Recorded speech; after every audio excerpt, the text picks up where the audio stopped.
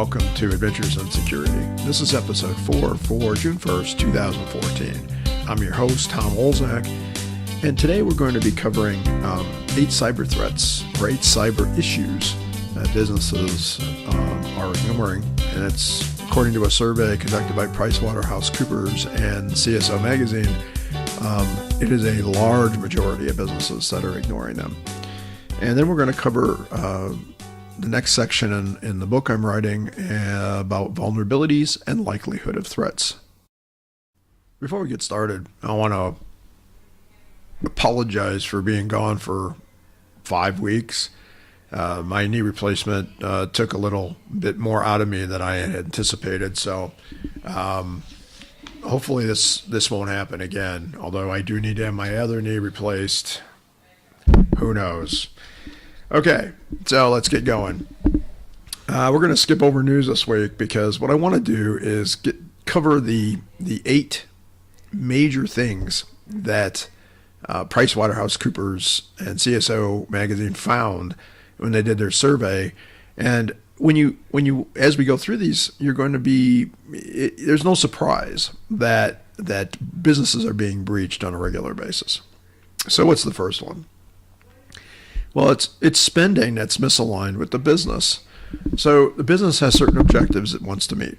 And so security spending should align with those. Security controls and spending is all about risk. It's allowing the business to reach its objectives safely. Well, businesses aren't doing this. They're running out, buying controls. They're trying to be compliant without taking any look at what the business is trying to accomplish.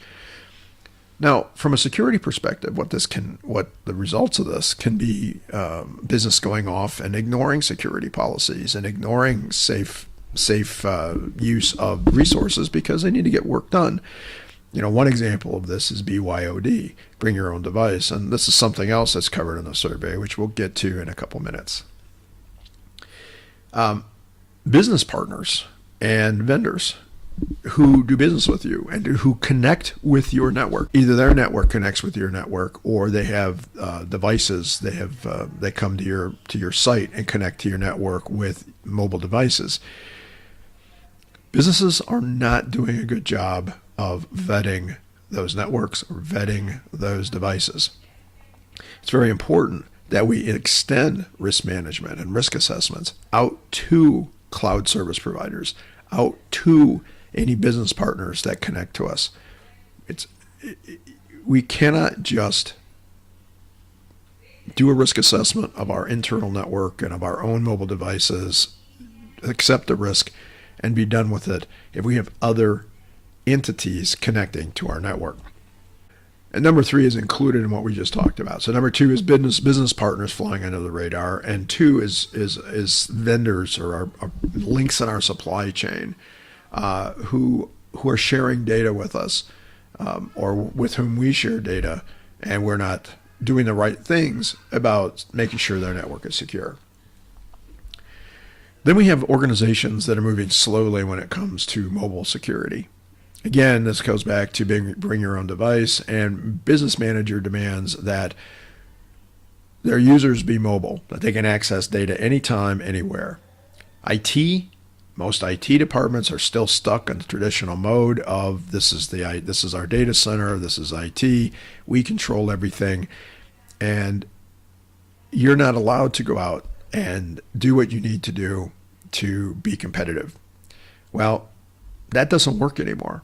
If IT wants to remain meaningful in a business, if they don't want to just be another cost center, they need to reinvent themselves so that they can respond quickly to business needs. They have to be creating policies for BYOD and other types of mobile data access challenges, and working with the business to create standards and guidelines that are enforceable and that are workable. Number 5 is failing to assess threats. So threats arise all the time, and every time a new threat arises, it's important that we do a risk assessment. Now, if we're doing regular risk assessments and we're we're cataloging those, then, and that should also include some attack trees so we understand the different paths to our targets. And if we're doing that, every time a threat comes out or a new vulnerability is announced, we can do a quick assessment to determine whether or not we need to take a deeper look. In many cases, like when Microsoft releases a critical patch, in many cases when I was director of security, it wasn't critical for us because based on the controls we had in place, we had it under control. Now, that didn't mean we didn't apply the patch eventually. It just wasn't something we needed to do right away. Number 6 is it takes a team to beat a crook. In other words, businesses need to share information about their breaches and what happened, what worked, what didn't work with others. Businesses don't like to do this because it makes them look like they're not properly taking care of customer and employee information. This is partly because, in large part, it's because the blogosphere goes insane when there's a breach, blaming the organization. Press goes crazy, blaming the organization. What people aren't getting is that breaches are going to happen. We can't stop them. We can do our best to mitigate them, to minimize their ability to make the attackers work really hard to get to their targets. We can also have really great response plans in place with trained teams that can mitigate business impact. But there will still come the time when we will get hit with an attack, with a breach. People have to understand this. And we have to stop trying to hide those things, and we have to start working together to come up with ways to mitigate threats across industries and across national boundaries. Number 7 deals with rogue employees. Now, I've written 2 or 3 times about insider threats. There are a couple things we need to do to handle insider threats. The first one is to make sure that we're handling access controls appropriately. In other words, are we enforcing separation of duties? Are we enforcing least privilege? Are we enforcing need to know? If we enforce these things, it mitigates the damage that an insider threat can do without collusion with other employees. Collusion does happen, but it is a lot harder for someone to do the wrong thing when they have to work with other people. It's also easier to catch in many cases when there are multiple people involved. The other thing we have to do is we have to train employees and managers, especially our managers, to identify the danger signals that are present when an employee is on the edge of going rogue. In other words, what are some of the things that an employee will demonstrate in the workplace that are good key indicators that he or she is about to do something that they shouldn't be doing with your data or with your systems? A good article about this, at least I think it is because I wrote it, is at the link shown at the bottom of your screen.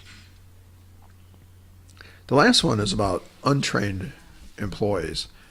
Obviously, we need to be training our employees to make sure they know what the policies are, what processes to follow so that they consistently meet the policy objectives. They are consistently performing in ways expected by management. And that training takes the form of official training in the classroom, especially when a new employee comes on board.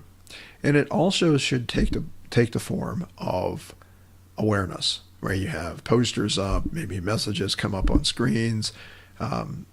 Security is talked about in meetings all the time whenever something comes up that makes it relevant.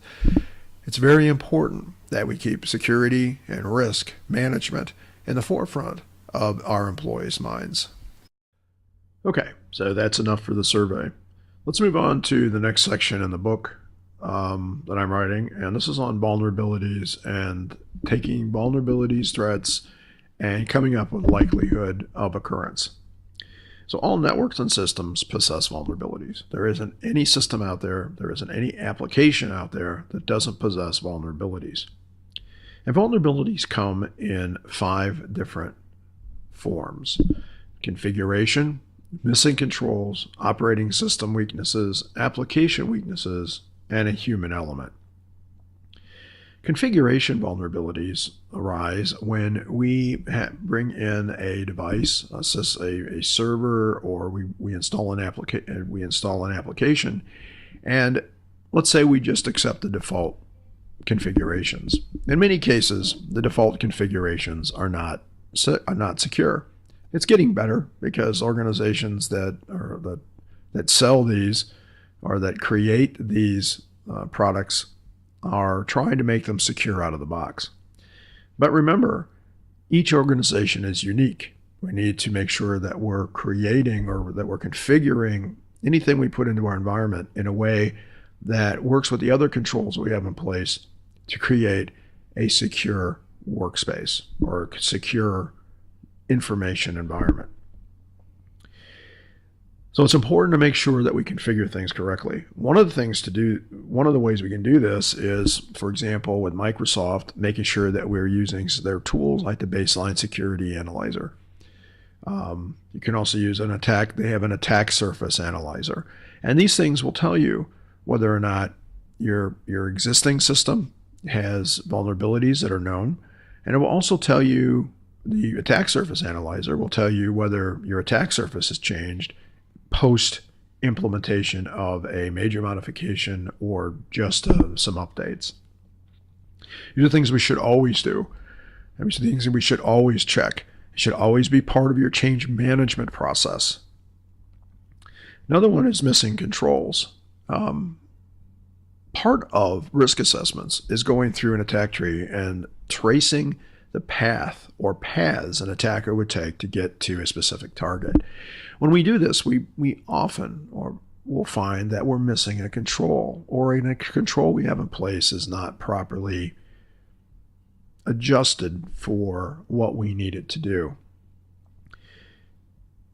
We don't really need to stop an attacker at every node in an attack tree. What we do need to do is be able to stop or hinder. We need to be able to hinder an attacker at every point, but we also need to be able to stop an attacker at least one node.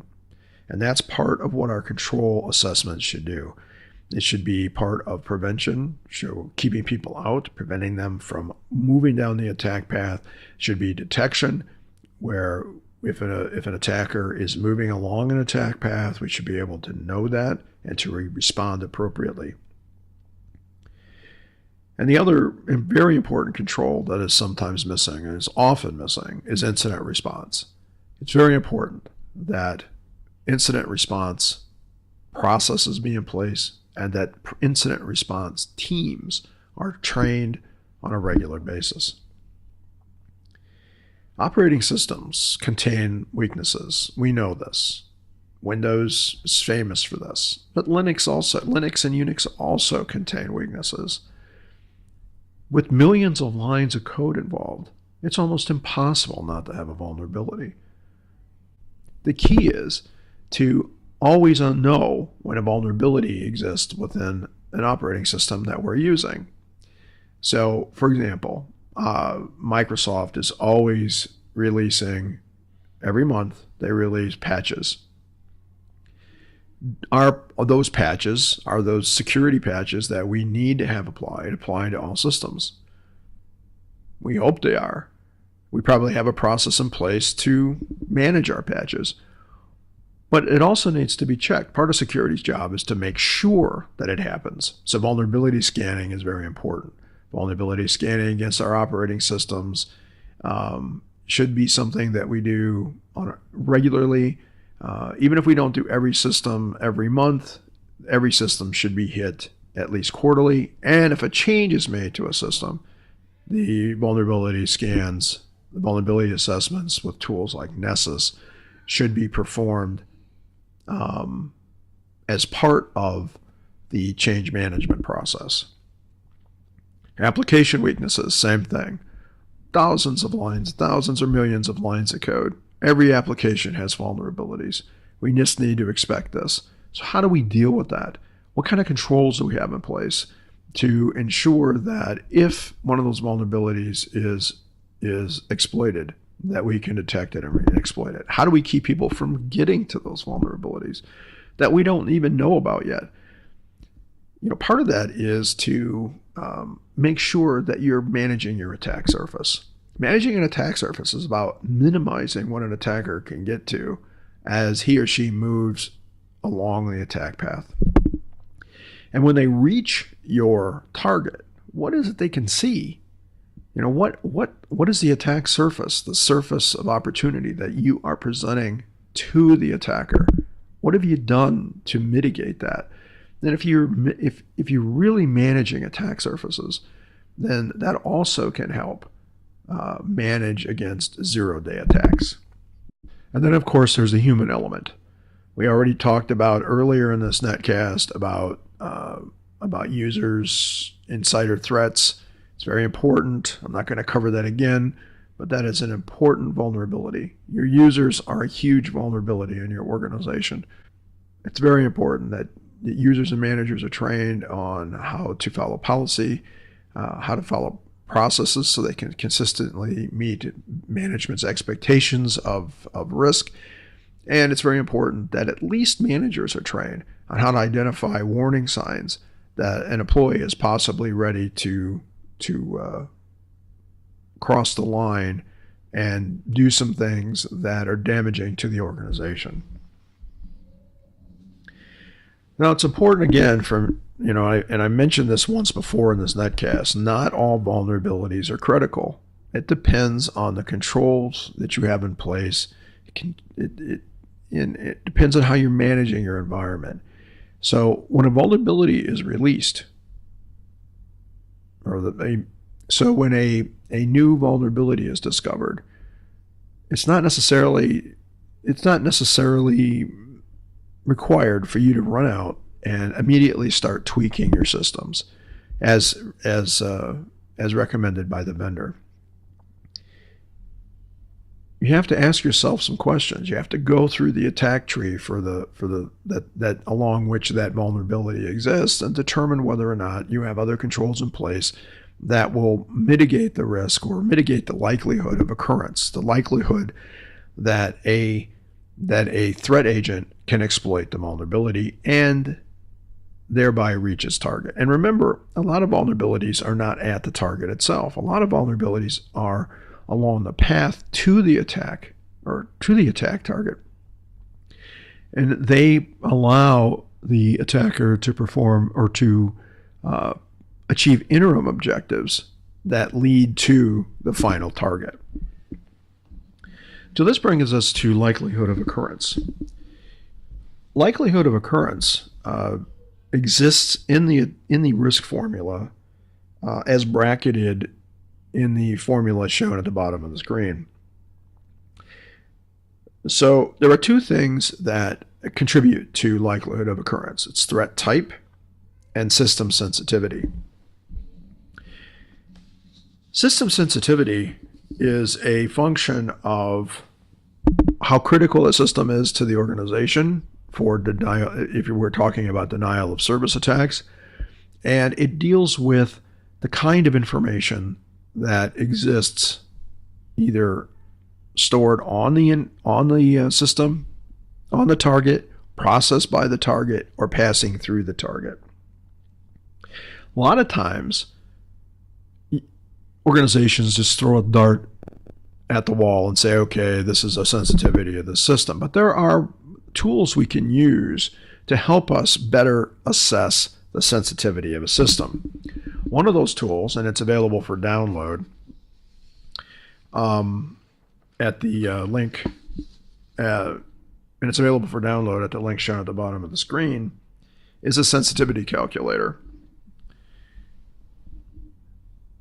This sensitivity calculator, and this is just an example, and none of these things are written in stone. Your profile characteristics and the descriptions of those will change based on the unique needs of your organization.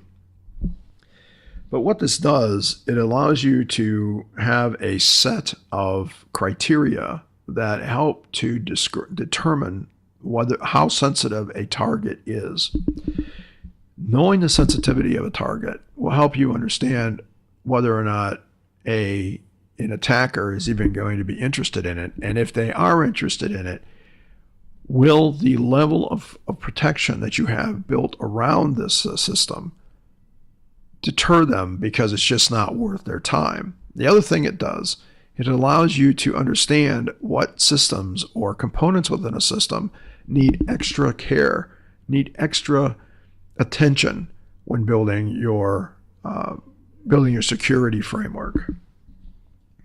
Again, this spreadsheet, this is an Excel spreadsheet, and it's downloadable. It's part of an overall spreadsheet for risk assessments available for download at this link.